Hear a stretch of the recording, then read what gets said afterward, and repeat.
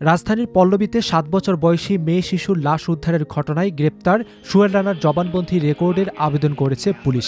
পাশাপাশি এই ঘটনায় জড়িত থাকার অভিযোগে তার স্ত্রী স্বপ্না আক্তারকে কারাগারে আটক রাখার আবেদন করা হয়েছে।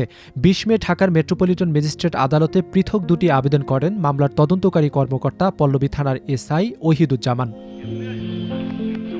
পুলিশের আবেদনের পরিপ্রেক্ষিতে বুধবার বেলা ৩টার দিকে হাজতখানা থেকে কড়া নিরাপত্তার মধ্যে সোহেল রানাকে আদালতে হাজির করানো হয়। এ সময় আদালত প্রাঙ্গণে উপস্থিত কয়েকজন তাকে উদ্দেশ্য করে ক্ষোভ প্রকাশ করেন। পরে তাকে ঢাকা মেট্রোপলিটন ম্যাজিস্ট্রেট আমিনুল ইসলাম জুনাইদের আদালতে হাজির করা হয়। পুলিশের আবেদনে বলা হয়, হত্যার শিকার শিশুটি রাজধানীর একটি স্কুলের ২য় শ্রেণীর শিক্ষার্থী ছিল। গত সোমবার সকাল ৯:৩০টার দিকে সে বাসা থেকে বের হয়। অভিযোগ অনুযায়ী স্বপ্না আক্তার কৌশলে তাকে নিজেদের ফ্ল্যাটে নিয়ে যান।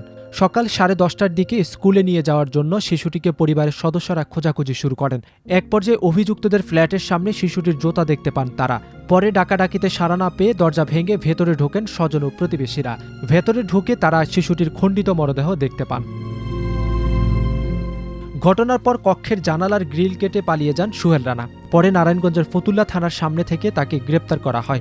জিজ্ঞাসাবাদে তিনি ঘটনার দায় স্বীকার করেছেন বলে পুলিশের আবেদনে উল্লেখ করা হয়। পুলিশ বলছে, সোহেল রানা স্বেচ্ছায় জবানবন্দি দিতে রাজি হওয়ায় আদালতে তার রেকর্ডের আবেদন করা হয়েছে।